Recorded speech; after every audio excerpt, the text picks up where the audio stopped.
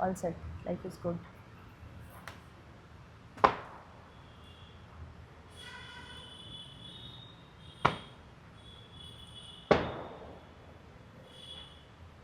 उधर उधर कायदे से अब मोहब्बत हुई है मुझे.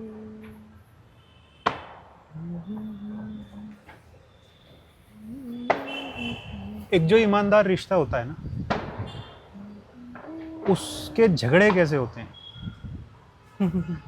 क्योंकि ये जो पॉजिटिव वाली जो साइड है लव और ये जो मुस्कुराहट और ये इसके बारे में तो बहुत बातें हो जाती हैं, है ना? इसके बारे में भी बात करना बहुत ज़रूरी है कि जो ईमानदार रिश्ता होता है उसके झगड़े भी बहुत ईमानदार होते हैं, बहुत स्ट्रेट और बहुत वोकल, डायरेक्ट डायरेक्ट, और without filter. Without filter, intense. Yes. और उसके साथ कुछ एक्शन भी जुड़ा हुआ होता है. हाँ. और कुछ डिसीजंस आप लेते हैं. डिसीजंस उसके बाद होते हैं. थोड़ा सा उस एस्पेक्ट के बारे में व्हाट डू यू थिंक? नहीं, मुझे ऐसा लगता है कि जैसे आपने पहले ही उस रिश्ते को अगर नाम दे दिया ईमानदार रिश्ता, अगर आप स्पेसिफिकली ईमानदार रिश्ते के बारे में पूछ रहे हैं तो ईमानदार रिश्ते के जो झगड़े होते हैं वो भी ईमानदार ही होते हैं. क्योंकि उसके पीछे क्या कारण होता है ना, क्योंकि जब रिश्ते में ही कोई फ़िल्टर नहीं है तो झगड़े में कैसा फ़िल्टर. जब प्यार करने में कोई फ़िल्टर नहीं, साथ रहने में कोई फ़िल्टर नहीं, तो झगड़े में भी कोई फ़िल्टर नहीं होता. उसमें स्ट्रॉन्ग पॉइंट ऑफ व्यूज़ होते हैं, स्ट्रॉन्ग ओपिनियंस होती हैं, बिल्कुल फ़ेस टू फेस आप एक दूसरे से बात करते हो जो आपके मन में है. ये सोचने के बजाय कि दूसरा आदमी मेरे बारे में क्या सोचेगा और इसके बाद क्या होगा, काइंड ऑफ. एंड ईमानदार रिश्ते में कभी भी आप एक दूसरे को खुश रखने के हिसाब से झगड़े नहीं करते हो. आपका एक पॉइंट ऑफ व्यू होता है तो बस आप उसको रखते हो. जबकि जो ईमानदार रिश्ते नहीं होते हैं वहाँ पे एक आदमी या फिर दोनों आदमी वो ये सोच लेते हैं कि अगर इतना कहूँगा तो शायद सामने वाले को हर्ट हो, इतना कहूँगा तो वो एक लिमिट बना के, हाँ, नाप तोल के ही शब्दों का चयन भी करते हैं. बट मुझे ऐसे लगता है कि जो किसी भी तरह का कोई भी ईमानदार रिश्ता हो ना, कोई भी, मतलब it's not about husband wife या बॉयफ्रेंड गर्लफ्रेंड, किसी भी तरह का कोई भी ईमानदार रिश्ता हो तो सबसे पहले तो वो अनलिमिटेड होता है. अनलिमिटेड मतलब उसमें प्यार, स्नेह, झगड़ा, मनमुटाव, ये सब अनलिमिटेड होता है. उसमें फ़िल्टर नहीं होता है कि what the other person will think, मेरी इमेज कैसी जाएगी, इसके बाद इस रिश्ते का क्या होएगा. वो उस तरह के थॉट्स नहीं होते हैं. जस्ट आपको अपना जो पॉइंट ऑफ व्यू है, जो आपको सही लग रहा है उस समय के हिसाब से, आप उसको सामने रखते हो. और उसके बाद फिर जैसे कि आपने सही कहा कि उसके बाद आप कुछ एक्शंस भी करते हो उस हिसाब से. और बट उसमें ना आपको हर्ट नहीं होता है. मतलब ये बात जैसे आपने, जब मेरी और आपकी भी कई बार लड़ाई होती है तो आप इस बात को बार बार मेंशन करते हो कि उसमें भी एक तरीके का आपको मज़ा आता है. वो हर्ट नहीं होता है. मतलब वो क्या है? क्योंकि मेरे जो पास्ट एक्सपीरियंसेस हैं लाइफ के हर एक रिश्ते के प्रति, मैं एक रिश्ते की उसमें स्पेसिफिकली बात नहीं करूँगी, उसमें लोग कैसे होते हैं ना, दे प्रिटेंड. वो एक लिमिट तक ही आपसे झगड़ते हैं.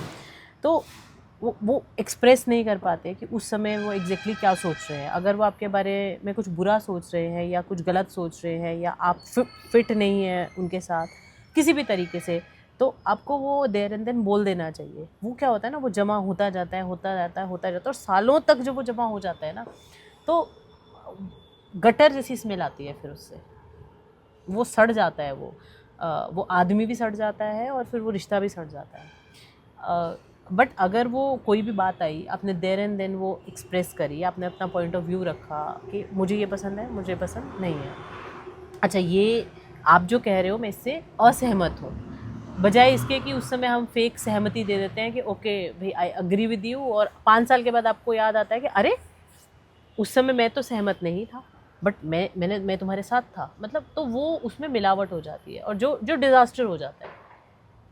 And it happened with me.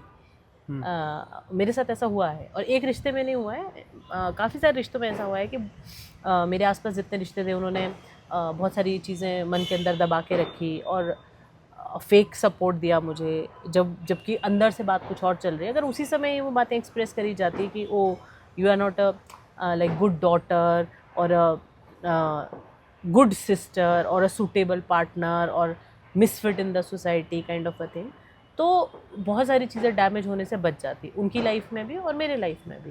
But क्या हुआ कि initially they don't tell you very straight forward कि this is what we want from you.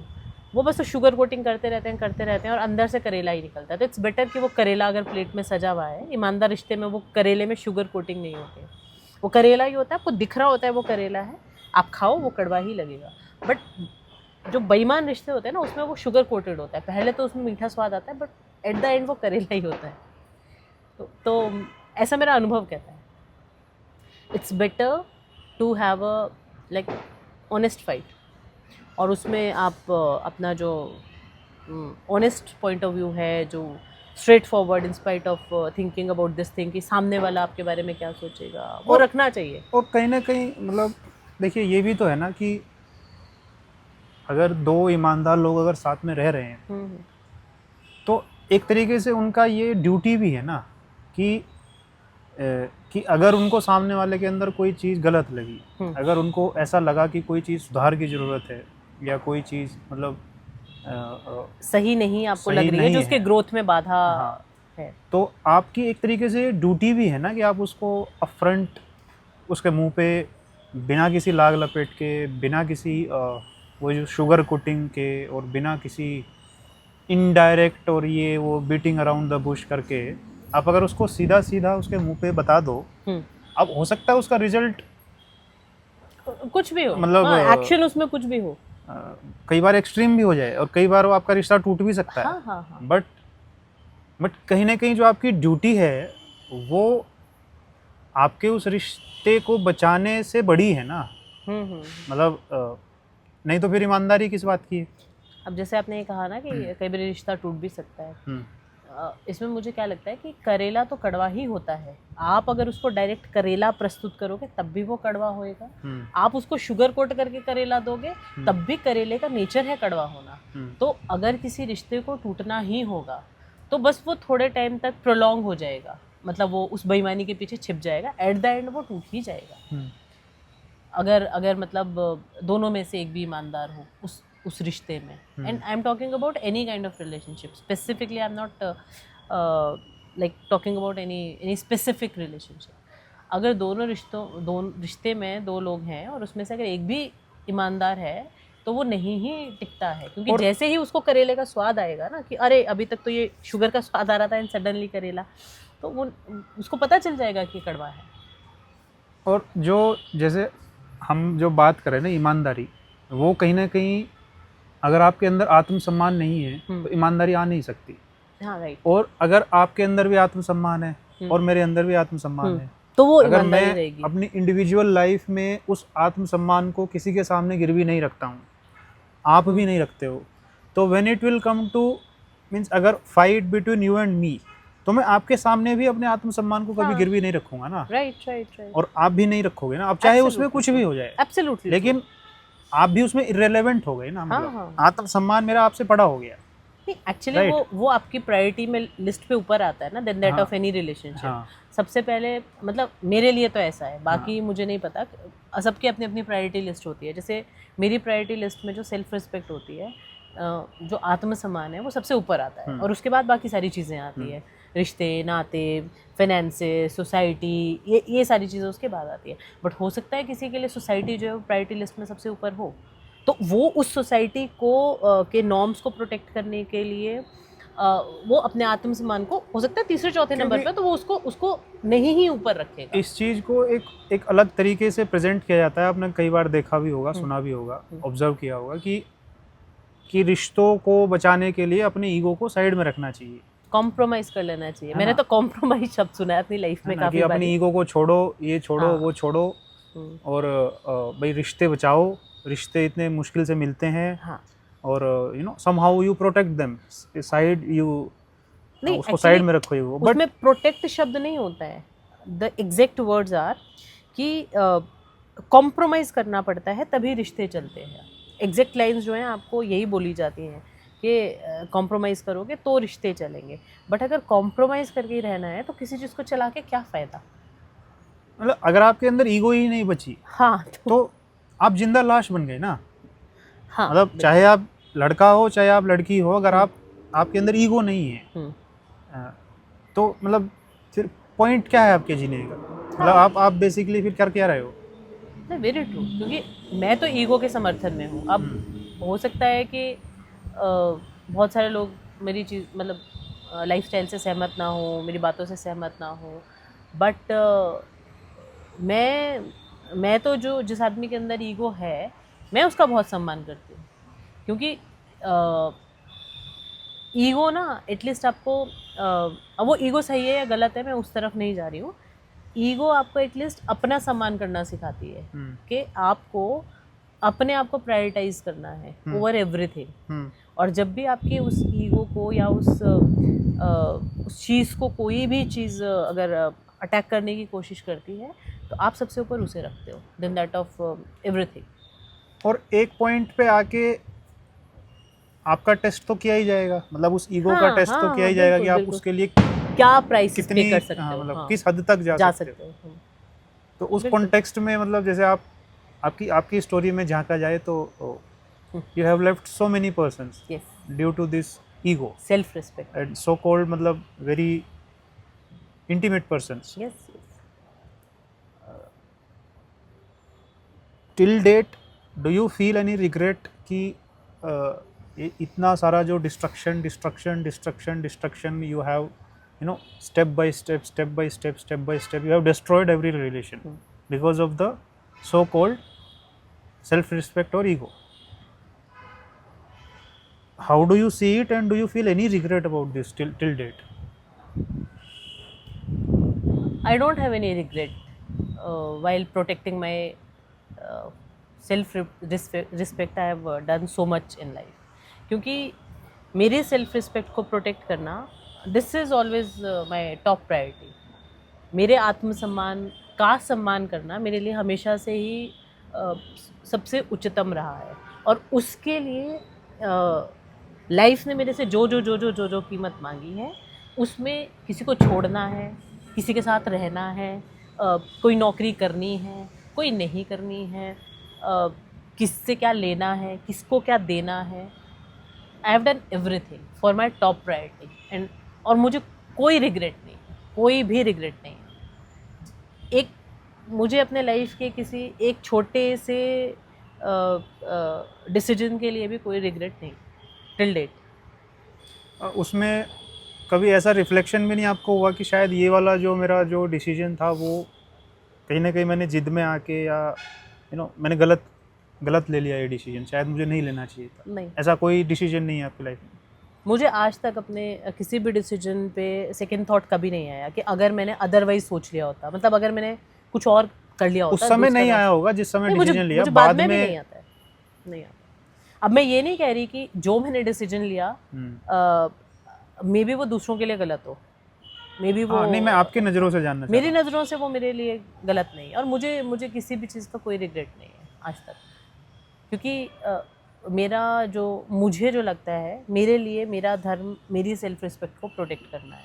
अब उसके लिए मुझे सब कुछ भी छोड़ना पड़े तो I am okay with it. क्योंकि अगर आपके फ़ोन का ये निकालूं मैं, क्या बोलते हैं, रिसीव्ड और डायल्ड, मुझे तो लगता नहीं कि हाँ मैं मुझे छोड़ के आपको कोई मतलब परमानेंटली या मतलब रेगुलरली कांटेक्ट करता होगा। नहीं, मैं किसी के कांटेक्ट में नहीं हूँ रेगुलरली, मतलब किसी के भी कांटेक्ट में नहीं हूँ मैं रेगुलरली, क्योंकि मुझे ऐसे लगता है कि अगर कोई भी रिश्ता ईमानदार नहीं है और कोई भी व्यक्ति मेरे पास ईमानदार नहीं है आसपास, सो इट्स बेटर ना हम क्यों उस रिश्ते में पड़े। हाँ, किसी को अगर मुझसे काम होता है वो मुझे फ़ोन करते हैं, जो काम होता है ट्रांजैक्शन वाली चीज़ें हैं, मैं वो करती हूँ। अगर वो मेरे पेरिफेरी में है मैं वो कर सकती हूँ। आई हेल्प एवरीबडी, मतलब जो भी मैं बेस्ट उसमें कर सकती हूँ। But why you are so destructive? Like because this is a label on you. Yes. Your mother also has said this, Hmm. your friends have said this, your other relations have said this. You are extremely destructive. You are so ruthless about when it comes to My you know self-respect. why you are so destructive. Like, what do you feel about this destruction? Do you feel happy about doing this all? Like, No. don't you feel sad while taking all these decisions No, I don't feel sad. any time? No, no. Neither I feel happy about it, nor I feel sad about it. ना ही ये मुझे किसी तरह का upliftment देता है. एक होता है ना कि आपको मज़ा आता है, ना ही मुझे कोई मज़ा आता है, क्योंकि आप कोई भी चीज़ बहुत प्यार से क्रिएट करते हो, मतलब ईदर एनी रिलेशनशिप और एनी फ्रेंडशिप, और जो आपको मतलब जो नेचुरली रिश्ते नहीं मिले, उसके अलावा आप सारी चीज़ों में मेहनत करते हो, आप उसमें अपने इनपुट्स डालते हो, अपना टाइम डालते हो, मतलब तो बेसिकली आप वो चीज़ जो है क्रिएट करते हो. यही तो बट अपनी बनाई हुई क्रिएशन को डिस्ट्रॉय कर यही तो देना, पॉइंट ऑफ मेरा इंटरेस्ट है कि हाँ. क्रिएट भी उसको आप ही कर रहे हो. हाँ. और बहुत प्यार से और बहुत टाइम लगा सजा के हाँ. ब्यूटीफुल तरीके से एनर्जी लगा के हम्म. तन मन धन हर तरीके से उसको मतलब प्रोटेक्ट करके और उसको नरिश करके आप उसको बहुत ब्यूटीफुली तैयार करते हो. पूरी जो भी आपकी रिलेशनशिप होती है, हाँ. और आप खुद ही उसमें जो है बम लगा के उड़ा देते हो उसको बार बार बार बार बार बार बार बार बार. तो ये क्या मतलब, ये क्या इज इट सम डोपामीन और व्हाट? एक्चुअली जब भी मैं क्रिएट करती हूँ ना कोई भी चीज़, तो वो भी मैं उतनी ही ऑनेस्टी से क्रिएट करती हूँ. मतलब उसमें लेश मात्र भी बेईमानी नहीं होती. बट जब मुझे उसमें कहीं पे भी बेईमानी की बू आती है और मुझे ऐसा लगता है कि ये डिसऑनेस्टी है, तो फिर मैं उसे डिस्ट्रॉय कर देती हूँ. मैं उस रिलेशनशिप को ही डिस्ट्रॉय कर देती हूँ, क्योंकि आपको मेरे से जो भी चाहिए, कुछ भी चाहिए, आप मुझे सीधा बोलो, मेरी आंखों में आंखें डाल के बोलो कि हमको आपसे आपका तन चाहिए. ओके, वो चॉइस मेरी होगी. हमको आपसे पैसा चाहिए. ओके, हमको आपके कॉन्टैक्ट्स चाहिए कि भाई हमको ये फलाना काम करवाना है, जुगाड़ चाहिए, वो आई विल डू. बट मेरे को ये लव के नाम पे, ये मतलब रिलेशनशिप्स के नाम पे ये नहीं चलता है, ये नहीं जमता है. आपको मेरे से जो चाहिए, यू टेल मी डायरेक्टली. अगर मुझे वो करना होगा और मैं सहज हूँ उसको करने में, मैं करूँगी. क्योंकि अगर झूठ बोल के वो सारी चीज़ें मुझसे क्रिएट कराई जाए, तो जैसे ही मुझे उसमें वो झूठ की बू आती है या बेईमानी की बू आती है, तो फिर मैं कुछ नहीं देखती. फिर मैं ये नहीं देखती कि ओ मैंने इसे मतलब इतना सजाया धजाया या मैंने ही इसे क्रिएट करा. बस फिर वो मुझे ना वो बेईमानी लगती है फिर मुझे वो. But the effort which went into creation of all these things, उसमें कितना इमोशनल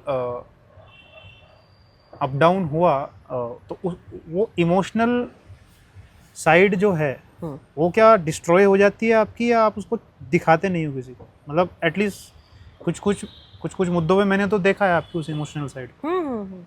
तो जब स्पेशली आप जब किसी रिश्ते को डिस्ट्रॉय कर रहे हो, तो उसमें आपकी एक इमोशनल साइड भी है ना. मतलब जिस ब्यूटी के साथ आपने उसको क्रिएट किया है, वो कहाँ भाग जाती है उस डिस्ट्रक्शन के बाद? मतलब ना मुझे ऐसा लगता है, मतलब मुझे इतने साल अभी इतने सालों में यही समझ आया मेरे बारे में कि मैं जब जहाँ होती हूँ ना, मैं वहाँ 100% होती हूँ. 100% मतलब तन मन धन से मैं वहीं होती हूँ. कि मेरा पूरा फोकस उस सेटअप में होता है कि अगर मैं ऑफिस में हूँ तो मेरा पूरा फोकस फिर उधर ही होता है कि अच्छा ये काम करना है, ऐसे होना चाहिए. अगर मैं घर में हूँ तो मेरा फोकस उस पर होता है. मैं किसी रिलेशनशिप में हूँ, any kind of relationship, whether daughter sister, like mother और वाइफ और गर्लफ्रेंड और मतलब कुछ फ्रेंड, तो मेरा पूरा मैं वहीं पे होती हूँ 100%. तो जब मैं इतना इन्वॉल्व होकर किसी चीज़ में काम करती हूँ, उसको क्रिएट करती हूँ, तो मैं सब कुछ उसमें डाल देती हूँ. बट जब जैसे ही वो मेरे मेरे सेल्फ रिस्पेक्ट को हर्ट करता है, क्योंकि वो मेरे टॉप मोस्ट प्रायोरिटी है, तो उसके वो सारे इमोशंस उसके नीचे हैं, वो एम्पथी, वो इमोशन, वो स्ट्रगल, वो टाइम, वो एनर्जी, वो सब उसके नीचे है। क्योंकि मेरे लिए वो पता नहीं मैं ऐसे आपको मतलब ऐसे समझा पा रही हूँ कि मेरे लिए सेल्फ रिस्पेक्ट जो वो सबसे ऊपर है, बाकी सब चीज़ें उसके बाद आती है, इमोशंस भी, रिलेशनशिप भी, लोग भी, किसी का साथ भी। अकेले नहीं पड़ गए हो ये सब कर करके? आपने खुद ही तो कहा कि मैं कांस्टेंट टच में किसी के भी नहीं हूँ। नहीं, मान लो जैसे मैं अभी टच में हूँ, हम्म। मान लो किसी दिन आपको मेरे से भी हाँ, हो ये सकता है। इशू हो गया कि भाई आत्मसम्मान वाला, आप मेरे को भी लात मार दोगे, यस, तो हो मतलब सकता है। वो अल्टीमेट जो अकेलापन है उसके लिए मतलब वो भी। नहीं, आई सी इट लाइक दिस ना, कि आपकी जो मेरी जो टॉप प्रायोरिटी की जो मेरी टॉप प्रायोरिटी है, बस उसके लिए मैं प्राइसेस पे करती हूँ, और कुछ नहीं है। मैं बस इसको इतना सिंपल देखती हूँ। और ऐसा नहीं कि मेरे साथ ही ऐसे मतलब एक बारी हुआ, 2 बारी हुआ, हर बारी ऐसे ही होता है। मतलब हर बारी इन द सेंस कि ऐसा बहुत बारी हो चुका है, तो हर बारी मेरा जो एक डिसीजन होता है ना, वो एक ही होता है कि ठीक है, लेट्स डिस्ट्रॉय इट। तो फिर मैं उसे डिस्ट्रॉय कर देती हूँ। जैसे वो मुझे ना ऐसे इस मामले में मैं बहुत बारी ऐसे मतलब मैं ऐसे सोचती भी हूँ, तो मैं ना वो अ, माता के ना, वो काली माता से रिलेट कर पाती हूँ। डिस्ट्रक्शन। हाँ, डिस्ट्रक्शन। क्योंकि जो माँ होती है ना, तो वो नर्चर करती है।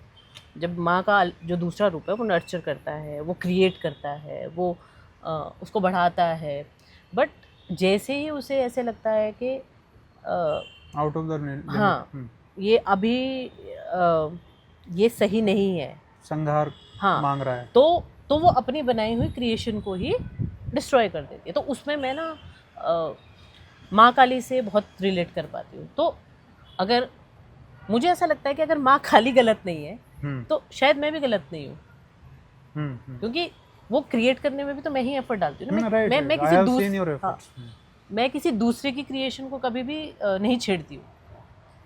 इनफैक्ट आपके एफर्ट बहुत ज़्यादा होते हैं, मतलब आई हैव एटलीस्ट 5-5.5 साल से तो मैं देख रहा हूँ।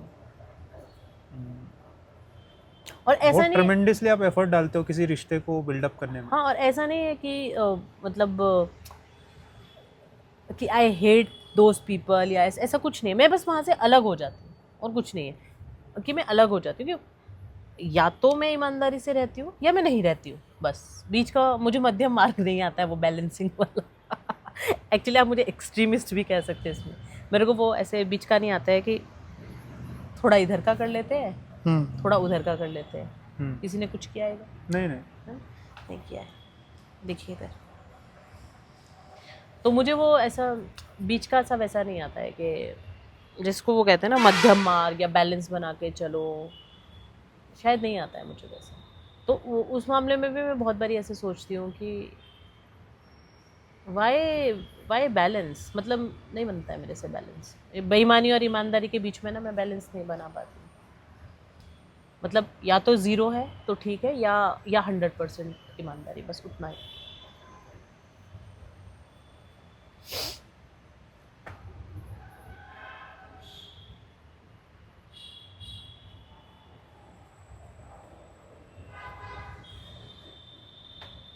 आई थिंक कुछ तो गिरा है, कुछ तो है। नहीं कुछ नहीं। है तू करा चमगादड़ ने। क्योंकि जैसे ही मुझे ऐसे लगता है ना, मतलब कि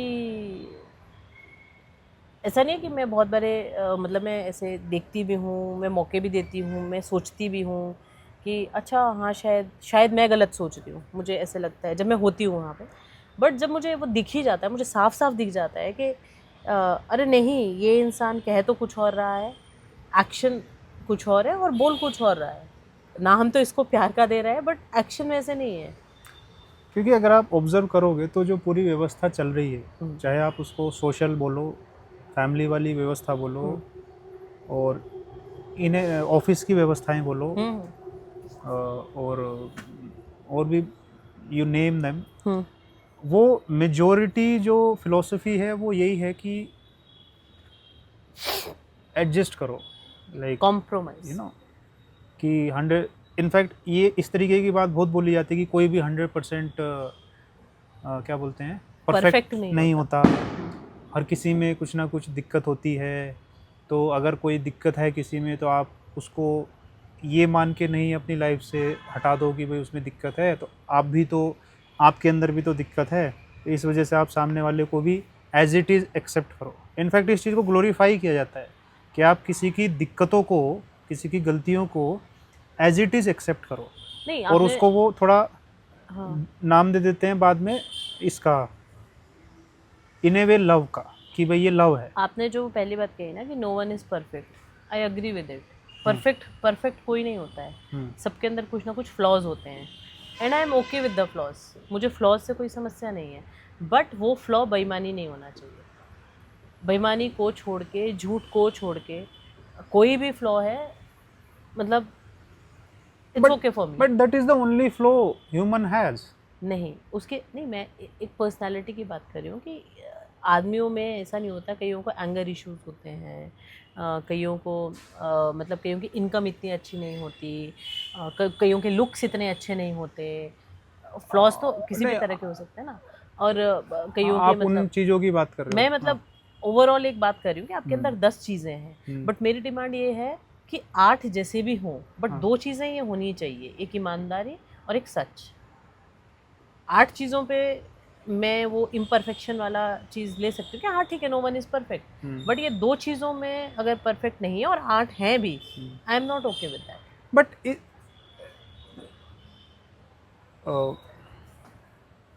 जो मूल है रिश्ते का, क्या वो उस इम्परफेक्शन को टुवर्ड्स परफेक्शन धकेलने के लिए किया गया एफर्ट नहीं है?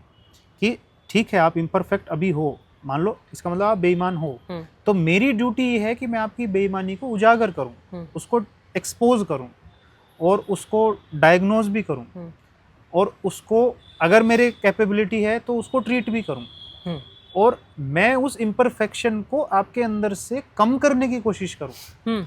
मतलब मैं उसको एक्सेप्ट ना करूं। मैं क्यों करूं आपकी इम्परफेक्शन को एक्सेप्ट? मतलब मैं इसको ऐसे देखता हूँ। हाँ, उस संदर्भ में जो मैंने 2 आपको इम्परफेक्शंस बताई, उस पे आप काम कर सकते हो दूसरों के साथ। इसीलिए तो इतने वक्त में उस रिलेशनशिप में हम रहते हैं। बट जब हमको ऐसे लगता है कि सामने वाला वो चाह ही नहीं रहा, क्योंकि हम दूसरों से करवा नहीं सकते ना कुछ, हम कर सकते हैं, तो अदरवाइज आप किसी भी रिश्ते में होते हो ना, आपको पता होता है, आपको बहुत जल्दी ये पता चल जाता है कि इस आदमी के अंदर या इस औरत के अंदर या इस रिश्ते के अंदर ये प्रॉब्लम है, मतलब ये बेईमानी की प्रॉब्लम है। आप कोशिशें करते हो उसके बाद कि किसी तरह से तो ये आदमी समझे आप बट जब आपको ऐसे लगता है कि सामने वाला चाह ही नहीं रहा है, क्योंकि उसके लिए उनकी कोई वैल्यू है ही नहीं उन वर्च्यूज़ की, और उसको रस ही बेईमानी में आता है, तो आप नहीं बदल सकते हो सामने वाले को। हाँ, जब तक कोई खुद ना बदलना चाहे, आप सिर्फ उसकी हेल्प कर सकते हो, क्योंकि वो तो आपके अंदर से आना चाहिए ना, आपको खुद को लगना चाहिए कि आप बेईमान हो। मैं इसको ऐसे देखने की कोशिश कर रहा हूँ कि जैसे हर चीज़ का ना एक ऑब्जेक्टिव होता है। आप स्कूल जाते हो, उसका एक ऑब्जेक्टिव है कि आपको लिटरेसी या जो भी उसका सिलेबस है सर्टिफिकेट उसमें आपको सर्टिफाई करना है, और बेसिकली वो नॉलेज आपको ट्रांसफ़र करनी है। आप कोई बिजनेस करते हो, उसका एक ऑब्जेक्टिव है, कोई नौकरी करते हो, उसका ऑब्जेक्टिव है, यूनिवर्सिटी, कॉलेज, कुछ भी लाइफ में आप कुछ भी किसी भी इंस्टीट्यूशन में जब आप एंटर कर रहे हो तो उसका एक स्पेसिफिक ऑब्जेक्टिव है। ये जो रिलेशनशिप है ना, मतलब ये जो स्पेशली जैसे मैं और आप अब एज ए हस्बैंड वाइफ साथ में रह रहे हैं, इसका भी तो कोई ऑब्जेक्टिव होना चाहिए ना। मतलब ये बिना ऑब्जेक्टिव के कैसे, मतलब 2 इंसान साथ में रह लेंगे पूरी जिंदगी? मतलब कोई एक फंडामेंटल इसका एक गोल होना चाहिए ना, कि what is the goal of this togetherness. मैं इस गोल को ऐसे देख रहा हूँ कि गोल का मतलब ये है कि आप मेरी इम्परफेक्शन को डायग्नोज करो। मतलब एक तरीके से मैं आपको अथॉरिटी दे रहा हूँ, मैं आपको एक तरीके से ऑथोराइज कर रहा हूँ कि आप मेरी इम्परफेक्शन को पकड़ो, जितना आप पकड़ सकते हो, जितना आपके मतलब पकड़ में आ पा रहा है। डायग्नोज कर पा रहे हो आप मुझे पकड़ो, मैं आपको पकड़ूंगा, आप मेरी इम्परफेक्शन को सुधारो, मैं आपकी इम्परफेक्शन को सुधारूंगा। तो कहीं ना कहीं ये जो कंटिन्यूअस घर्षण है, कंटिन्यूअस ग्रोथ है, ये उस रिलेशनशिप का फंडामेंटल गोल होना चाहिए ना, बजाय इसके कि वो रोजी रोजी जो पिक्चर है और वो हैप्पी एंडिंग और वो जो दी एंड में जो हंसते चेहरे दिखा देते हैं कि हाँ शादी हो गई। तो what is the goal, why you are together? नहीं, इसमें देखिए मेरा आपसे ये है कि वो आपका गोल है, आपके रिश्ते का गोल है, बट पूरी दुनिया के लोगों का ये सिमिलर गोल नहीं होता है। और सेम गोल के आदमी हमेशा साथ में रहेंगे, जिसका गोल सिमिलर होएगा। जैसे आपका गोल ये है, ठीक है, मैं आपके साथ हूँ, क्योंकि मेरा गोल भी यही है कि हाँ मेरे जो इम्परफेक्शंस है वो मुझे कोई तो बताए, ठीक है। तो बट अगर कोई ऐसा आदमी है जिसको मटेरियलिस्टिकल ग्रो करना है, मतलब पैसा कमाना है, तो ऑब्वियसली वो ऐसे पार्टनर के साथ खुश रहेगा जिसके साथ वो ज़्यादा पैसा कमा सके। और वो क्योंकि उनका ऑब्जेक्टिव वो है, वो साथ चलेंगे, बाकी चीज़ें उनके लिए पीछे रह जाएंगी। उसमें से वो कितने लॉयल हैं, डिसलॉयल हैं, झूठ बोलते हैं, सच बोलते हैं, कैसे दिखते हैं, वो मैटर नहीं करेगा, क्योंकि the objective is, the goal is money. पैसा कहाँ से बढ़ेगा, कहाँ से आएगा, दोनों बिजनेस करेंगे, नौकरी करेंगे, डाउरी लेंगे, मतलब there are n number of things, रिश्वत लेंगे, तो वो साथ में रहेंगे। किसी का ऑब्जेक्टिव होता है सोशली एक ट्रॉफी कपल के रूप में रहना, मतलब ट्रॉफी वाइफ, ट्रॉफी हस्बैंड। तो उनके लाइफ में वो अगर वो दोनों का गोल सेम है ना, तो वो भी साथ में रहेंगे, बाकी चीज़ें उनके लिए मैटर नहीं करेगी, बट उनका गोल मैटर करेगा। बट जहाँ पे भी एक आदमी का गोल कुछ और है, दूसरे आदमी का गोल कुछ और है, मतलब उसको एक्सपेक्टेशन भी कह सकते हैं आप एक रिश्ते से, गोल भी कह सकते हैं, तो वहाँ पे वो दिक्कत हमेशा आती है। आप अपने गोल के बारे में बात कर रहे हैं, बट किसी का भी गोल कुछ भी हो सकता है। नहीं मैम, जैसे देखिए एक बेसिक क्वेश्चन अभी मेरे दिमाग में आया कि जैसे आप बच्चे होते हो तो आपके माँ बाप आपको अथॉरिटी से बड़ा करते हैं, मतलब अगर आप कहीं गलत जा रहे हो, किसी विषय में उनके हिसाब से गलत कर रहे हो, तो वो आपको पकड़ के चाटे भी लगाते हैं, वो डांटते भी हैं, और वो बहुत अथॉरिटी के साथ आपसे बात करते हैं, राइट? क्योंकि उस समय आप उनके मन में आपसे कोई लालच नहीं होता, उस समय उनके मन में सिर्फ आपकी ग्रोथ होती है। हाँ, उनका इंटेंशन जो होता है वो आपका बेटर, चाहे हो सकता है उनको इग्नोरेंस में वो ऐसा कर रहे हो, बट कम से कम उनके दिमाग में ये नहीं है कि मुझे इस बंदे से कुछ इमीडिएटली चाहिए। हाँ। वो आपको बेहतर बनाना चाह रहे हैं, वो उस पर्पस से आपको वो डांटते हैं, मारते हैं, अथॉरिटी से बात करते हैं। ओवर द टाइम जब आप बड़े होने लगते हो, जब आप टीनेज में पहुंचते हो, और जब फिर आपको एक बॉयफ्रेंड मिलता है आपको, वो आपके साथ अथॉरिटी नहीं दिखाता है, वो आपके साथ वो थोड़ा सॉफ्टर वर्जन निकाल के लेके आता है, क्योंकि उसको आपसे कुछ चाहिए। फिर थोड़ा और जब आगे बढ़ते हो, फिर नौकरी, वहाँ पे भी आपको बहुत ज़्यादा अथॉरिटी दिखाई नहीं जाती है, क्योंकि उनको भी आपसे कुछ चाहिए। फिर और आप जब हस्बैंड आपके जीवन में आता है तो उसको भी आपसे कुछ चाहिए। बाकी जो रिश्ते भी आपके जुड़ते जाते हैं उनको भी आपसे कुछ चाहिए। फिर बच्चे हो जाते हैं, उनको भी आपसे कुछ चाहिए।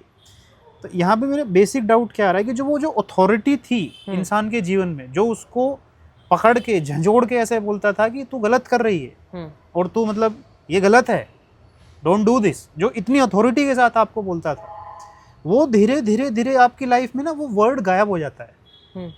कोई भी नहीं बोलता आपको ये शब्द, हर कोई आपकी हाँ में हाँ मिलाने लगता है, हर कोई आपको मतलब महान बनाने की जो है फिराक में रहता है, हर कोई आपको बड़ा बनाने की उसमें महान, स्ट्रॉन्ग, और स्पेशली जो फाइनेंशियली इंडिपेंडेंट जो वुमेन है उसके साथ तो ऐसा आप मुझे बताना कि आपका क्या व्यू पॉइंट है। बट धीरे धीरे उन उसकी हाँ में हाँ मिलाने वाले बहुत ज़्यादा हो जाते हैं, बट अथॉरिटी से उसको कोई बात नहीं करता। तो क्या वो जो अथॉरिटी है वो धीरे धीरे इंसान मिस नहीं करता है, वो जो एक स्पेसिफिक वो उसको ऐसे बोलता है ये मत कर, ये गलत है। वो जो बहुत स्ट्रॉन्ग ऑब्जेक्शन होता है, वो उस ऑब्जेक्शन को इंसान मिस नहीं करता है ओवर द टाइम। ये बेसिक मेरे दिमाग में डाउट आया। आपने इसको जहाँ से चालू करा था ना, पेरेंट्स से, वहाँ पे आपने कहा कि वो आपको अथॉरिटी दिखाते हैं क्योंकि उनके दिमाग में ऐसे कोई इल इंटेंशंस नहीं होते हैं आपके बारे में, बट उनके कुछ प्लान्स नहीं होते आपके बारे में। इस बात से मैं डिसएग्री करती हूँ, क्योंकि इल इंटेंशंस नहीं होते हैं और बट उनके प्लान ज़रूर होते हैं आपके बारे में। क्योंकि कोई भी माँ बाप अपने जो बच्चे होते हैं, पहली बात तो वो पैदा किस उद्देश्य के साथ करते हैं, वो उद्देश्य मैटर करता है भाई। वंश को बढ़ाने के लिए, अपनी फर्टिलिटी प्रूव करने के लिए, बाई चांस ही बच्चे हो गए, अरे दादा दादी को खुश करने के लिए। ज़्यादातर बच्चे तो ऐसे ही मजे में हो जाते हैं, है ना। पहला तो वो उद्देश्य, और दूसरा ऐसा है कि वो बच्चे उनके हिसाब से काम करने चाहिए तो समाज में उनका नाम होएगा। अगर उनके हिसाब से काम नहीं करेंगे तो वो ये भी कह देते हैं कि अरे ये तो हमारे परिवार पे धब्बा है, ये तो ऐसा है वैसा है। तो वो बच्चों पे अथॉरिटी जो वो जमाते हैं, और वो उनके अच्छे भविष्य के लिए नहीं जमाते हैं, मतलब मोस्टली वो जमाते हैं ताकि वो जो उनसे चाह रहे हैं, चाहे वो एक ठीक है फाइनेंशियल हो, बुढ़ापे का सहारा हो, या कुछ भी उसमें जो भी जिसका जो ग्रेटर मोटिव है, हाँ, जो भी जिसका जो भी प्लान हो, वो एग्जीक्यूट हो सके। पहली बात तो ये है। वो अथॉरिटी को मैं जो है ना थोड़ा सा मतलब सेल्फलेस अथॉरिटी नहीं बोलूँगी, बट हाँ, आपको हमेशा वो अथॉरिटी पूरी लाइफ आपको चाहिए जो सेल्फलेस होती है, जहाँ पे उस अथॉरिटी वाले को आपसे कुछ नहीं चाहिए। एक्चुअली मेरा जो क्वेश्चन है उसमें जो मैं अथॉरिटी वर्ड यूज़ कर रहा हूँ वो इसी कॉन्टेक्स्ट में यूज़ कर रहा हूँ कि वो जो जिसका आपसे लालच नहीं, इनफैक्ट मैंने मेंशन भी किया। हाँ, बट उसमें मुझे लगता है पेरेंट्स का तो लालच होता है। नहीं, कुछ पेरेंट्स तो होते होंगे ना दुनिया में। हाँ, कुछ होते हैं जिनका नहीं होता। ऐसे तो आपको जैसे कोई टीचर होगा, हाँ, ऐसे तो लाइफ में हर एक मोड़ पे मतलब आपको अलग अलग लोग मिलते हैं। कोई बड़ा भाई होगा, उसमें से कुछ लोग ऐसे होते हैं कि जिनको नहीं चाहिए आपसे कुछ, वो बस बट बहुत रेयर होते हैं। मैं उस अथॉरिटी की बात कर रहा हूँ। हाँ, उसमें तो आप ऑब्वियसली अगर ऐसे लोग मतलब से आप सलाह लेते हो, या ऐसे लोग आप पे अथॉरिटी अगर जमाते हैं, तो selfless authority is always good, but selfish authority is not good. नहीं, गुड और उसकी बात नहीं कर रहा हूँ मैं कह रहा हूँ कि ओवर द टाइम वो जो अथॉरिटी है वो कम होती जाती है, बिकॉज वो आपको हमेशा चाहिए होती है। जो वो सेल्फलेस अथॉरिटी है, अगर आपको वो सेल्फलेस अथॉरिटी 5 साल में जब आप 5 साल के होते हो तब मिले, 15 साल के होते हो, 25 साल के होते हो, 40 साल के होते हो, 50 साल के होते हो, 60 साल के होते हो, उम्र उसमें मायने नहीं रखती है, स्टेजेस भी उसमें मायने नहीं रखते। मायने क्या रखता है, बट कोई दिखाता ही नहीं ना अथॉरिटी उनको कि वो नहीं, वो जिसकी वो सेल्फलेस होगा, जिसको कुछ चाहिए नहीं सामने वाले से, वो अथॉरिटी हमेशा दिखाएगा। वो ये नहीं देखेगा कि इसकी क्या उम्र है, इसकी क्या पोजीशन है, ये क्या कमाता है, इसका क्या मैरिटल स्टेटस है। वो आपसे बिल्कुल सीधी बात करेगा, जिसको आप कह लो, हम उसको नाम दे देते हैं गुरु। जो गुरु होता है, जिसको आपसे कुछ नहीं चाहिए, जस्ट वो आपको सिर्फ जीवन का कुछ सार बताना चाहते हैं, तो वो नहीं देखेंगे ना आपका जेंडर क्या है, आप कैसे दिखते हो, आपका फाइनेंशियल स्टेटस क्या है। उसमें तो आप उनको मैंने एक ही अथॉरिटी से सबसे बात जैसे किसी के जो माँ बाप होते हैं ना, वो जब मर जाते हैं, मैंने बहुत लोगों के मुंह से कॉमन बात सुनी है कि अब हम बड़े हो गए। मतलब उनको ना वो चीज़ इतनी खलती है। वो एक अथॉरिटी थी ना ऊपर, चाहे वो उनको गाली दे रहे थे या कुछ भी कर रहे थे, वो अलग, बट वो जो एक कहीं ना कहीं एक छोटा होने का जो एहसास था उनका, अथॉरिटी का मतलब यही है ना कि कोई मेरे से बड़ा है, सीनियर है, वो छिन गया। तो कहीं ना कहीं वो ना उस चीज़ को बहुत मिस करते हैं, फिर तब तक उसको रियलाइज नहीं करते कि वो इसका मतलब क्या है।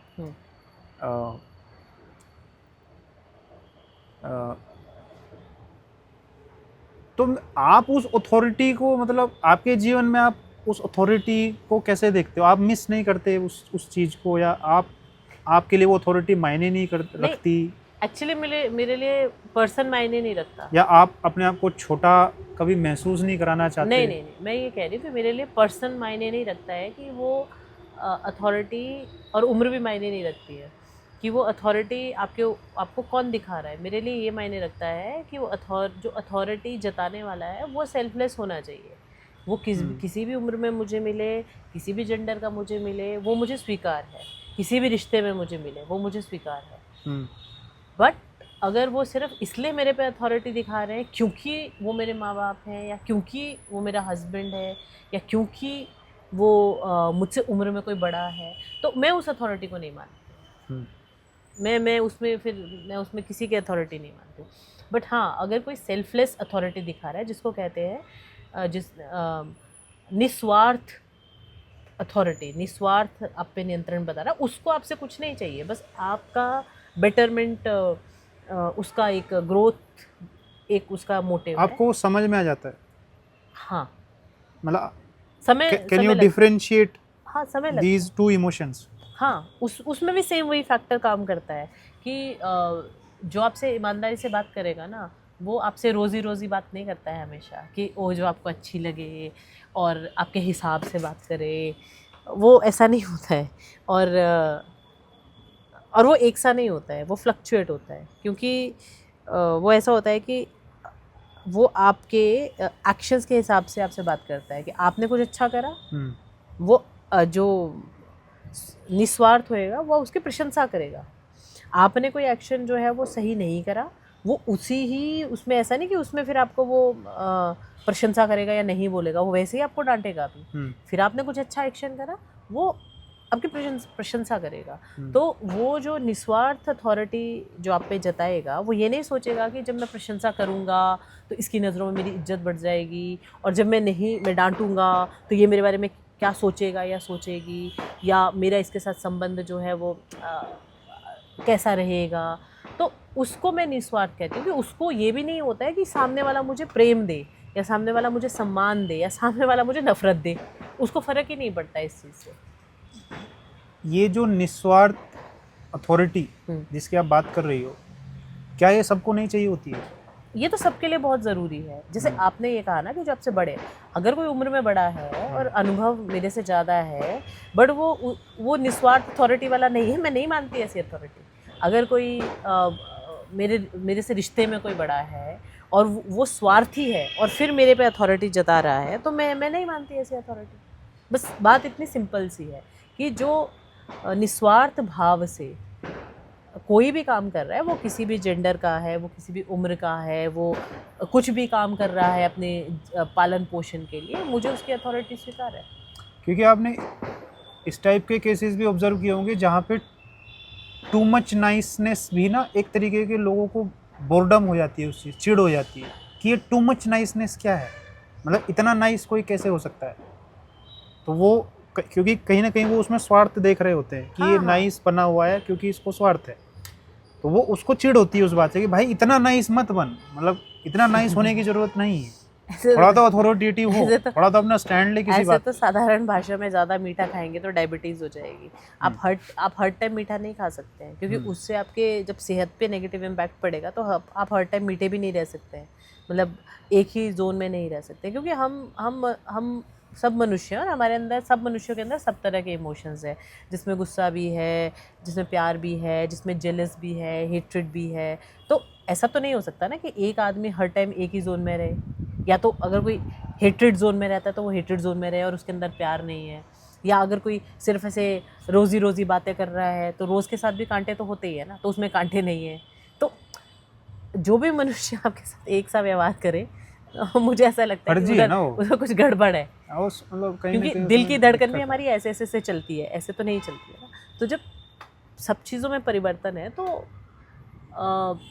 तो मुझे ऐसे लगता है कि जो एक सा व्यवहार करे ना आपके साथ, मतलब हर टाइम ही एक जैसा रहे और सबके साथ ही एक सा रहे। आपके जीवन में, पर्सनल जीवन में, मतलब ये जो आपने जो वर्ड यूज़ किया निस्वार्थ अथॉरिटी, ये आपको मिली? यस, मुझे मिली। इसने आपके जीवन पे मतलब किस तरीके से, were you longing for it, और how did it impact you as a I was always longing for it, क्योंकि आज से पहले मैंने जितने भी लोगों से ये सवाल करा, जैसे होता है ना कई बार आपको कोई निर्णय लेना होता है लाइफ में, कोई छोटा मोटा निर्णय भी लेना होता है, तो आप सामने वाले से पूछ लेते हैं ना कि अरे आप बताओ कि इसमें क्या करना है, मतलब सपोज़ आपको कोई चीज़ परचेज़ ही करनी है, तो आप बोलोगे कि अच्छा मुझे नहीं समझ आ रहा है, तो आप बताइए कि इसमें मुझे क्या करना है।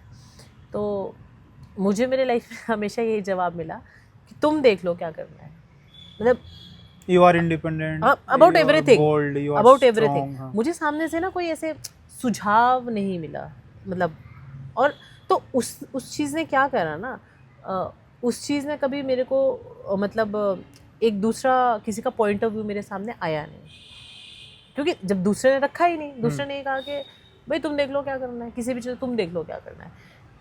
तो अगर मुझे ही देखना होता तो पहली बात तो मैं पूछती क्यों, अगर मेरे मन के अंदर कन्फ्यूजन नहीं होता किसी चीज़ को लेके, मैं सीधा डिसाइड ही कर लिया होता मैंने कि मुझे ये करना है, तो मैं सलाह लेती क्यों। दैट मीन्स कि मुझे सलाह चाहिए, बट वो सामने से जो सलाह देने वाला है वही यही कह रहा है कि तुम देख लो, तो ऑब्वियसली मेरे बेस्ट ऑफ माई नॉलेज जो मुझे सही लगेगा मैं वही करूँगी। बट जब आप निस्वार्थ अथॉरिटी वाले से सवाल करते हो तो वो हमेशा ऐसा नहीं कहता है कि तुम देख लो, वो अपना पॉइंट ऑफ व्यू रखेगा कि देखो आप ऐसा सोच रहे हो, इसमें मेरा ये मानना है, और ऐसा हमेशा भी नहीं है, हो सकता है वो एक दो बार ऐसा नहीं, अगर उसको अगर आप सही लग रहे हो तो वो ये कहेगा कि तुम देख लो, बट अगर आपका जो डिसीजन है या जो भी है नहीं सही लग रहा है तो आपको सुझाव देगा, बट वो आप पे इम्पोज नहीं करेगा।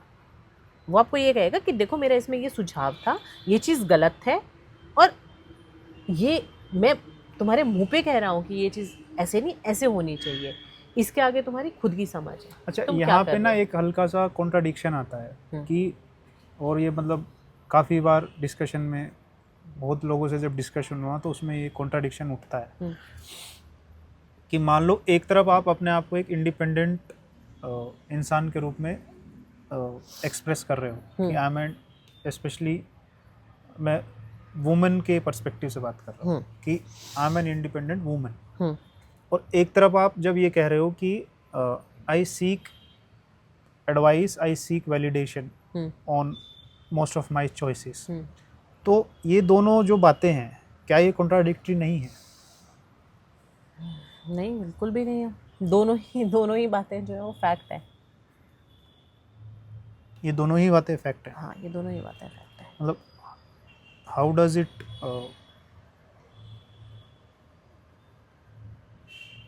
सुनने में तो थोड़ा कॉन्ट्राडिक्टरी लग रही है ना ये बात, मतलब इंडिपेंडेंस वर्सेस वैलिडेशन और जो एडवाइस का जो एक, या अथॉरिटी, हाँ कि भाई मुझे अथॉरिटी चाहिए, I am longing for that authority, और एक तरफ आप कह रहे हो कि आई एम इंडिपेंडेंट, तो वो ये जो दो बातें हैं how does it fit into one scenario? ये कॉन्ट्राडिक्शन बहुत बार डिस्कशन में आता है।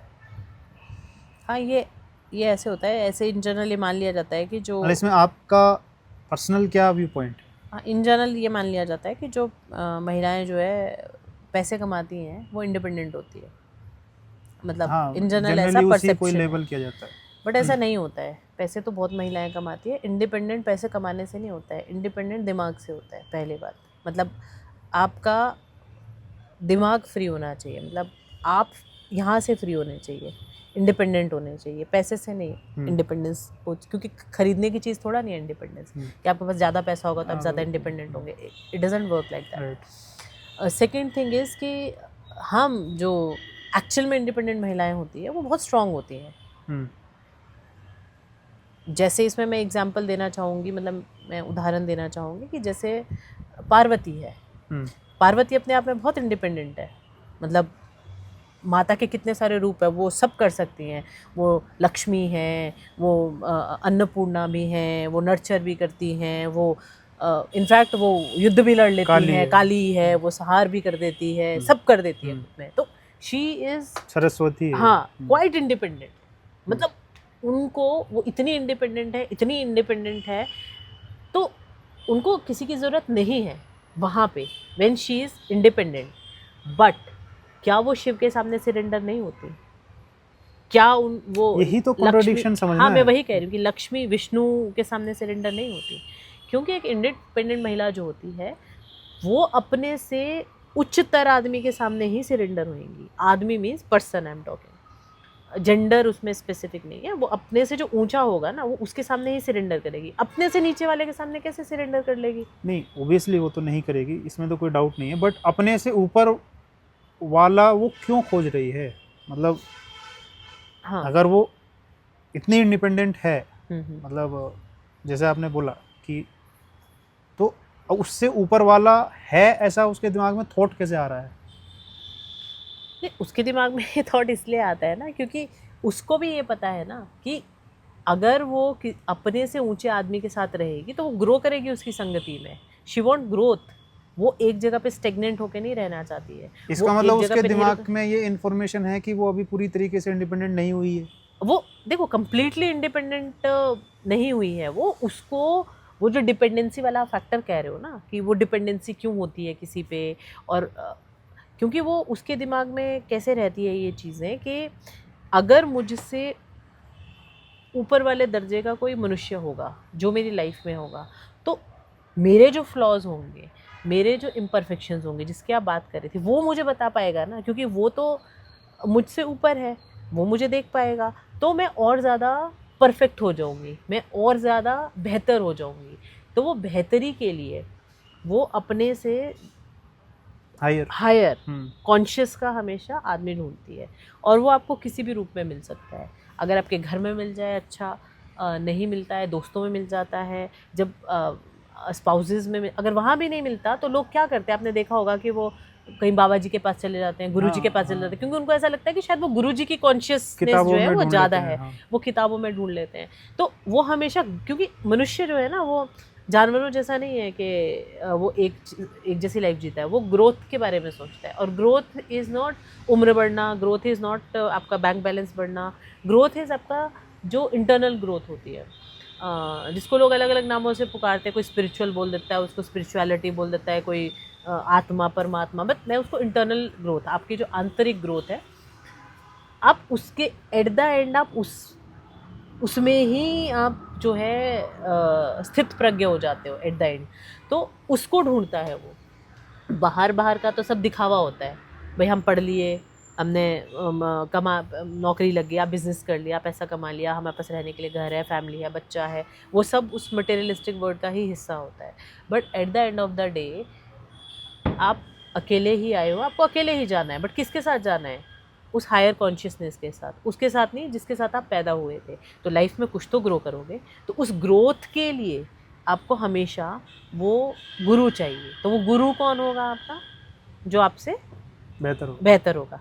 अब ये सबके लिए इम्प्लाई होता है, ऐसा नहीं है कि जो स्ट्रॉन्ग वुमेन है सबके लिए वो मतलब जैसे आपने वो एग्जांपल जो दिया पार्वती का, वो कि पार्वती अपने आप में फुल्ली इंडिपेंडेंट है, बट बावजूद उसके वो शिव को सरेंडर करती है और सीख करती है। आप उसको अपने पर्सनल वर्जन में उसी कॉन्सेप्ट को कैसे डिफाइन करोगे? क्योंकि वो तो एक कहानी ऐसी लिखी गई है, वो तो ऑलरेडी डॉक्यूमेंटेड है ना। किसी कोई एक कैरेक्टर है, उसके बारे में ऐसी मतलब ऑब्जर्व करके लोगों ने लिखा है, उस तरीके का कैरेक्टर एक डॉक्यूमेंट किया है। तो वो तो आपकी कहानी नहीं है। तो आप अपनी एक पर्सनल वर्जन इस कॉन्सेप्ट में कैसे डिफाइन करोगे? सबसे पहले तो ये ना, ये एक कहानी नहीं है, ऐसी बहुत कहानियाँ हैं, और ऐसी बहुत कहानियाँ हर एक देश में, हर एक क्षेत्र में, हर एक धर्म में, और हर जगह पे यही कहानी है। मतलब उन कैरेक्टर्स के नाम चेंज हो जाते हैं, थोड़ी बहुत स्टोरी लाइन चेंज हो जाती है, बट हमेशा ही जो हायर कॉन्शियसनेस जिसकी रहती है, जो आपसे ऊंचा इंसान होता है, आप उसी को ही सरेंडर करते हो। ये एक यूनिवर्सल फैक्ट है।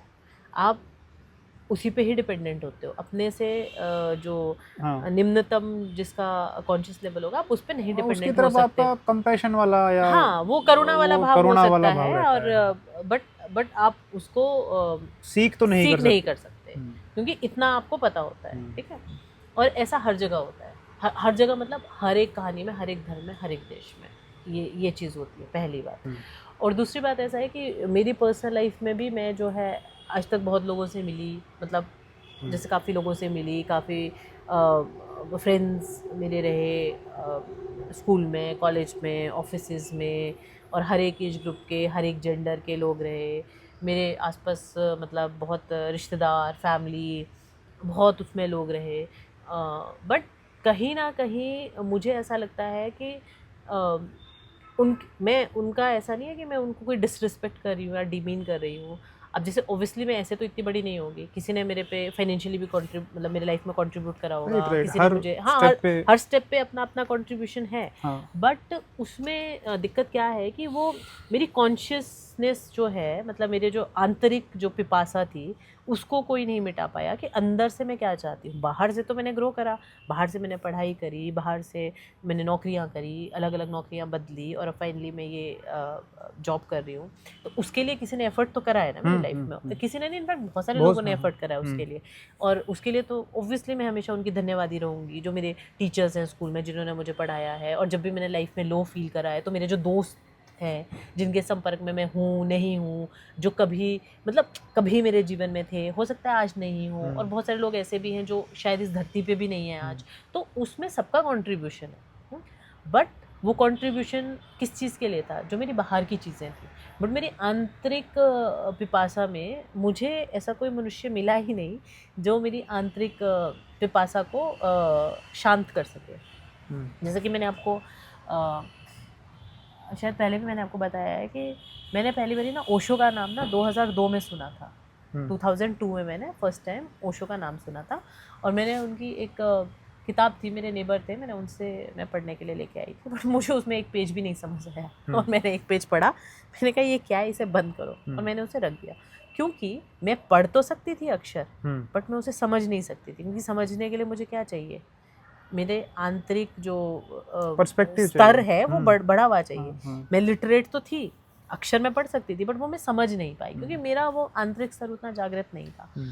तो मेरी पर्सनल लाइफ में जब मैं बहुत मतलब वही अपने बनाए हुए उसको एम्पायर को मैं डिस्ट्रॉय कर चुकी थी, तो उसके बाद मेरे पर्सनल लाइफ में मैं आपसे मिली, एंड मैं आपसे मिली तो we had some like good conversations, मतलब फैबुलस कॉन्वर्सेशंस, और इतनी सारी हमारी कॉन्वर्सेशंस हुई, इतनी सारी हमारी बातचीत हुई, और डिफरेंट डिफरेंट मुद्दों पे हमारी बातचीत हुई कि मेरे ना वो अंदर का वो जो स्तर था ना वो बढ़ा।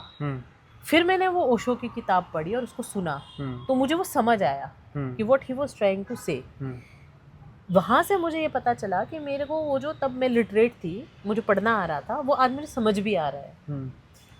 तब हमारा रिलेशनशिप स्टार्ट हुआ as a Guru and as a शिष्य। तब ऐसे तो देखो, ऐसे तो बट मैम जैसे मैं आपकी बात को ऐसे तो नहीं ही मानती, हाँ, है ना, ऐसे तो मैं किसी की बात भी नहीं मानती। आदमी को भरोसा होना चाहिए ना भाई, ये आदमी मेरे से बेहतर है।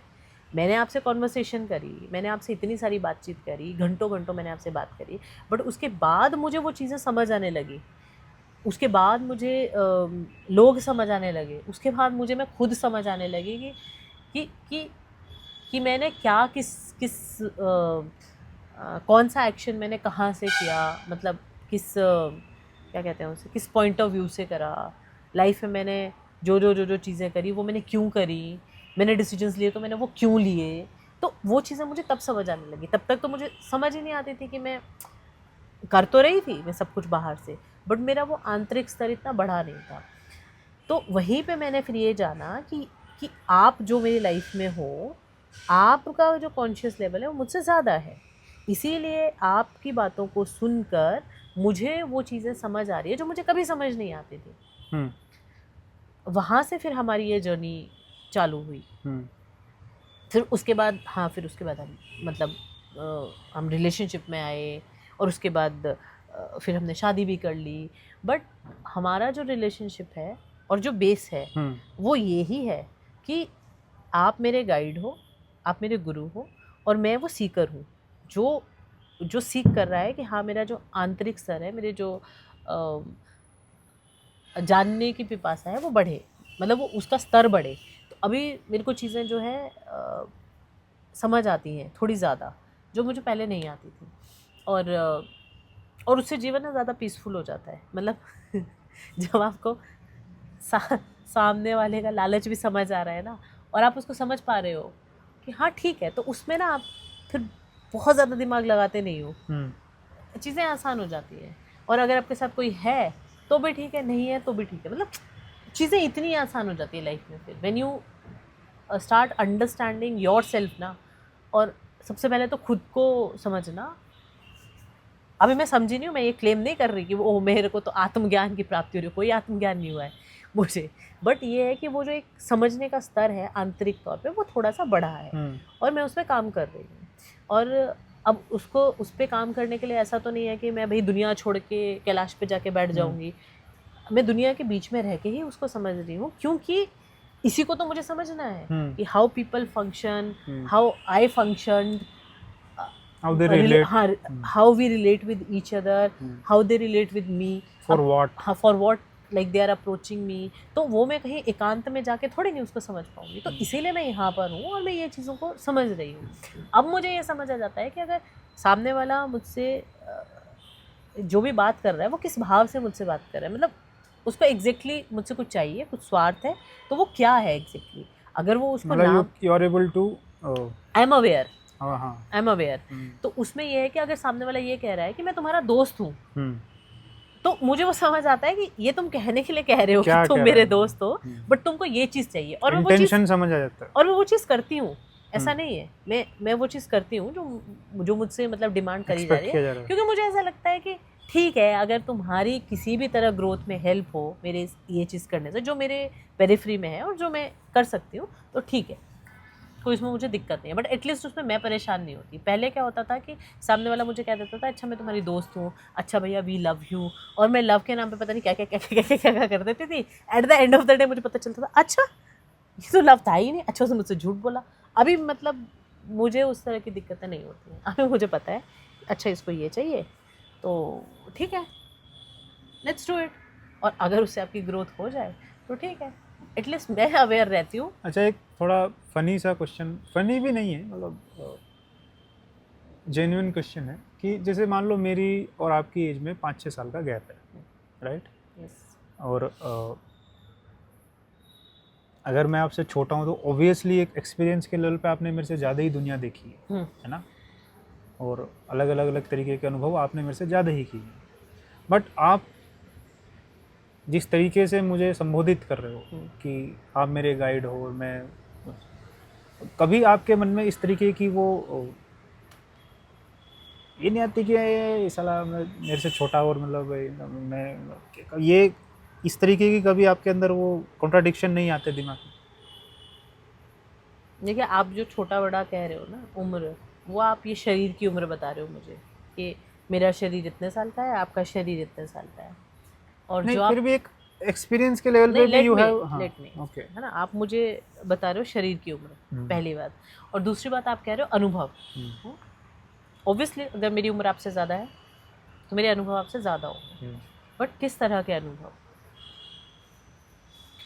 मेरे बाह्य अनुभव आपसे ज़्यादा हैं, एंड आई अग्री, बाहर के जितने भी अनुभव हैं वो मेरे पास आपसे ज़्यादा है, बट जो आंतरिक अनुभव है वो आपके पास मेरे से ज़्यादा है, क्योंकि आपने थ्रू आउट दीज ईयर्स, जो भी आपके पिछले मतलब 7-8 साल रहे हैं, आपने अपने आंतरिक सेल्फ पे, इनर सेल्फ पे काम किया है, तो आपके पास वो अनुभव ज़्यादा हो गया है।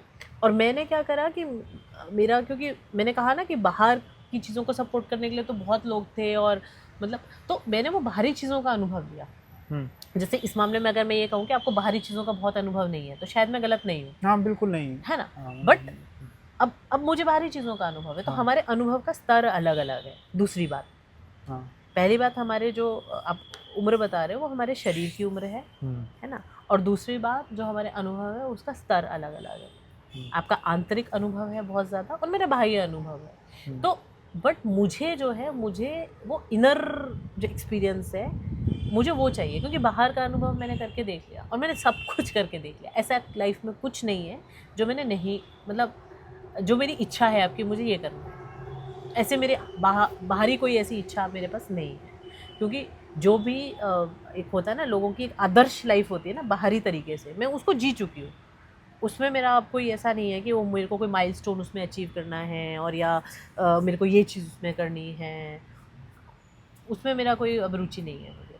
तो अभी क्या है कि अभी आपके आंतरिक अनुभव से बस मैं वो एक्चुअली आपके आपके इनर सोल को ही मैं गुरु कहती हूँ।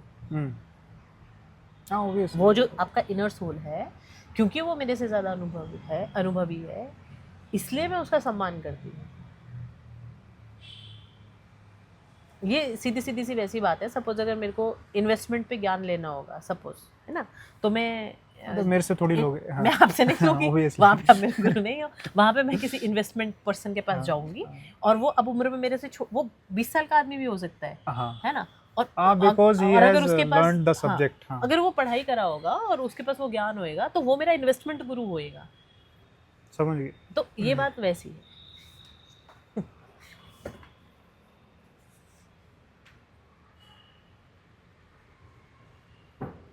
तो बेसिकली होता है आपको क्या चाहिए, और वो गुरु की कोई उम्र होती नहीं है। इन्वेस्टमेंट गुरु अगर 25 साल का है आप उसको गुरु बोलोगे, ठीक है। अगर आपका योगा टीचर, अगर मुझे योगा सीखने जाना है आप और मेरी योगा टीचर 22 साल की है तो वो मेरी गुरु है, वो योगा टीचर है। अब मैं ये थोड़ी नहीं बोलूँगी अरे तुम मेरे से इतनी साल छोटी हो तुम मुझे योगा सिखा रही हो। हाँ, क्योंकि मैं वहाँ सीखने के लिए गई हूँ, आई एम अ सीकर। तो जो भी उसमें दक्ष होएगा वो मेरा गुरु होएगा। आप जो भी विधि सीखना चाहते हो, मुझे अगर डांस करना सीखना है और जो वो मेरी गुरु हो गया अगर वो 25 साल की होगी, मैं ये थोड़ी नहीं कह सकती तुम 25 साल के तुम कैसे सिखा दोगे मुझे, मैं तो तुमसे बड़ी हूँ। तो it doesn't work like that.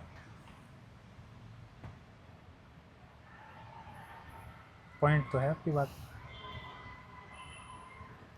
Yes.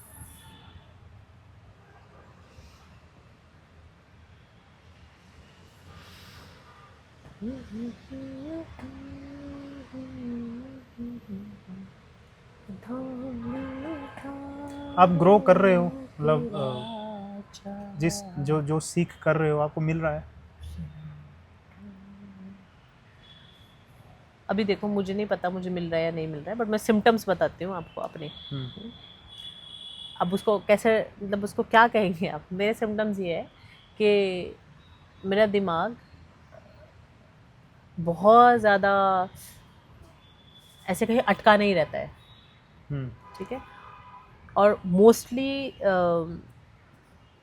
मैं शांत रहती हूँ मोस्टली। मतलब अभी है मेरे जीवन में एक दो चीज़ें जो मुझे थोड़ा स्ट्रेस्ड आउट कर देती है, बट अदरवाइज़ मोस्टली मुझे बहुत ज़्यादा कोई चीज़ बॉदर नहीं करती है। और तीसरी बात यह है कि मैं ना ऐसे अवेयर होके रहती हूँ, जो मैंने थोड़ी देर पहले भी बात करी ना कि I am aware about my self and I am aware about others also, कि मतलब दूसरे का इंटेंशन क्या है। तो मैं वो अवेयर होके जीती हूँ।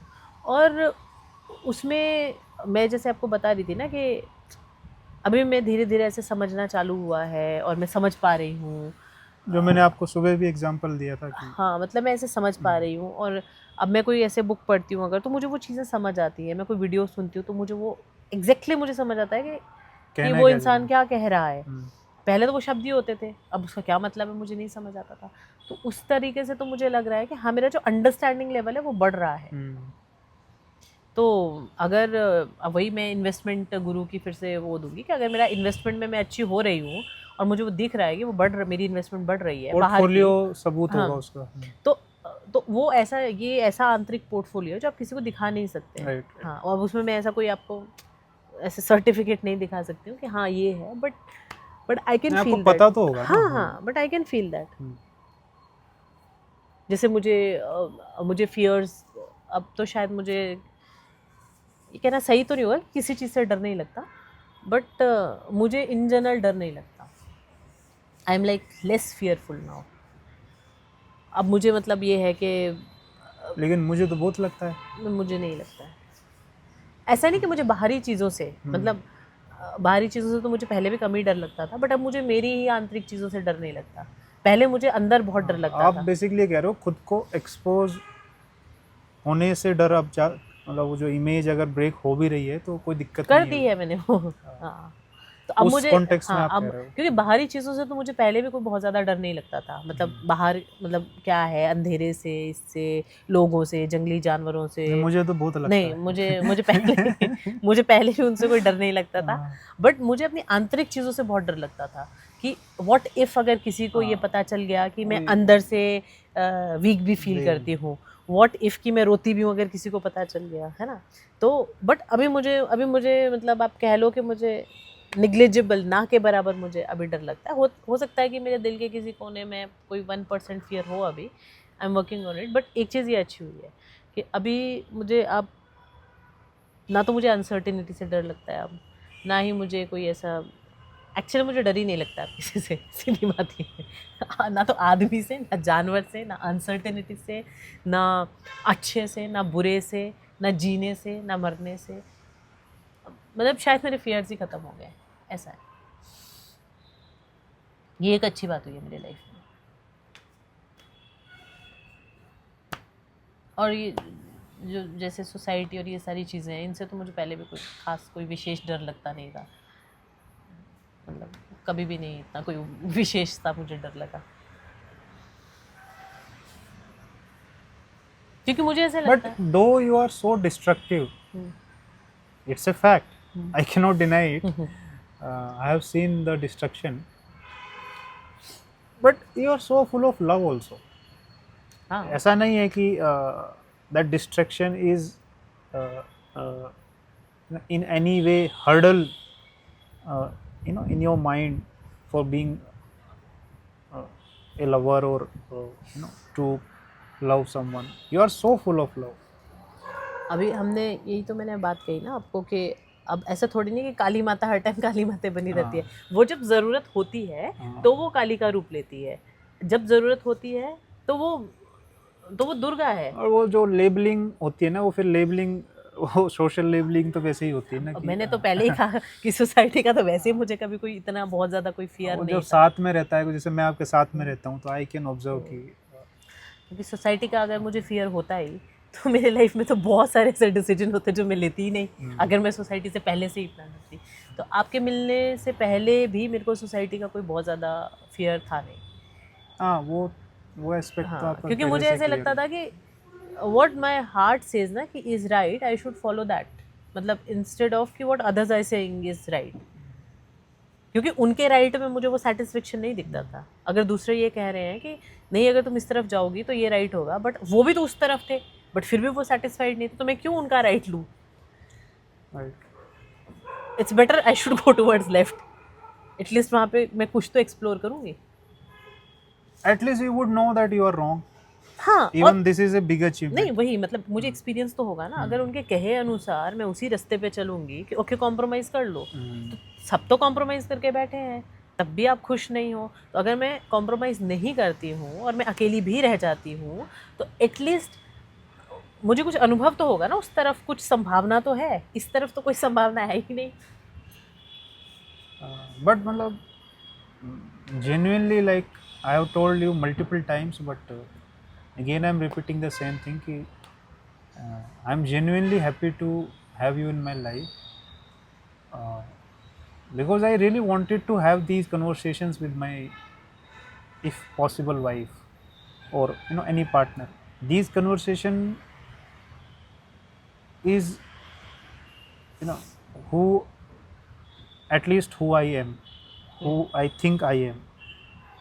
I cannot live without these conversations, and I cannot live.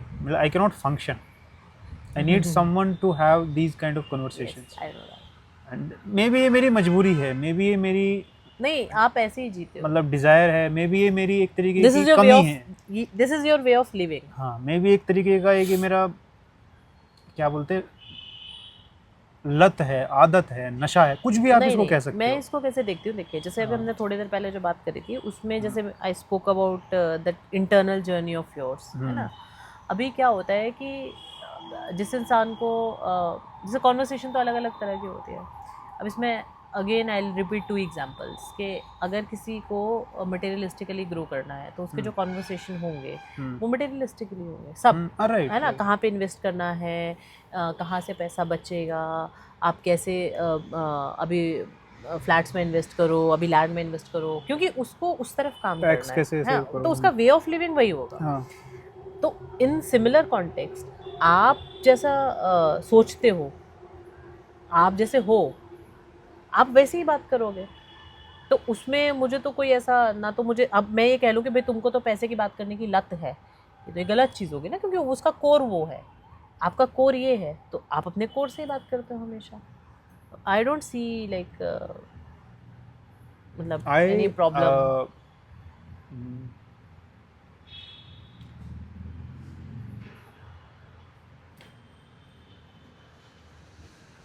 had it not for these conversations,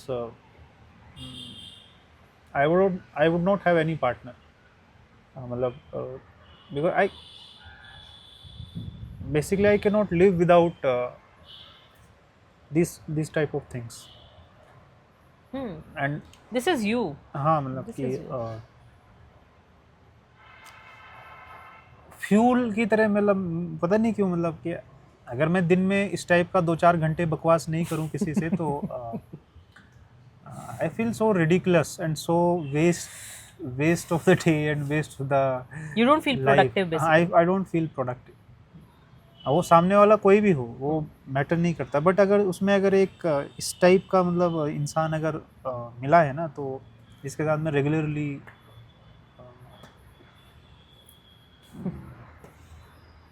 actually this is you. So मतलब I really wanted, not consciously, अगर कहीं unconsciously if I wanted minimum, this is minimum what I want from a partner, कि with whom I can sit and talk for hours and talk about my Everything. insecurity, talk about everything. his or her insecurity, talk about my strength, talk about your strength, talk about your journey, my weakness, my history, yes my doubts, yes my confusion, you know, the things I am proud of, the things I am not proud of, all everything.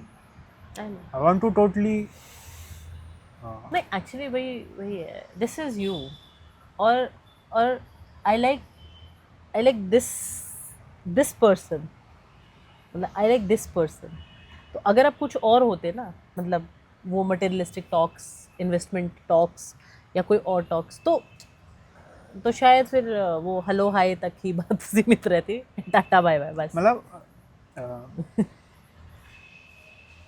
sometimes I think कि I cannot talk about any other subject. हाँ, मतलब मुझे मेरे पास पता है, skill है ही नहीं। मुझे पता है। I Sometimes cannot talk about any other when subject at all. when I try to talk about some domestic things, हाँ।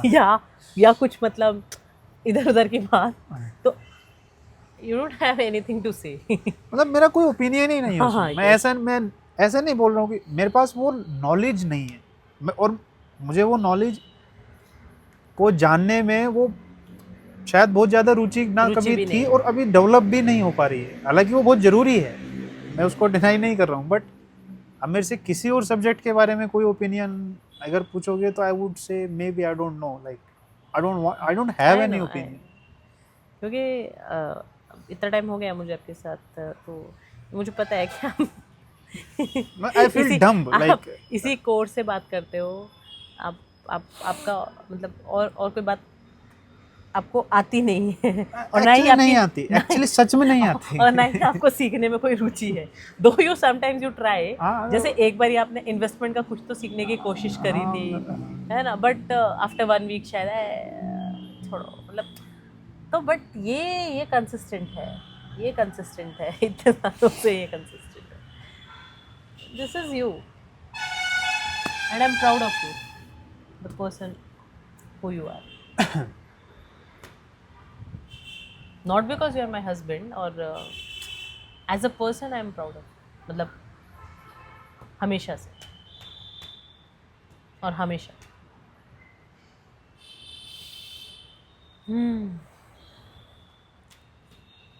चलिए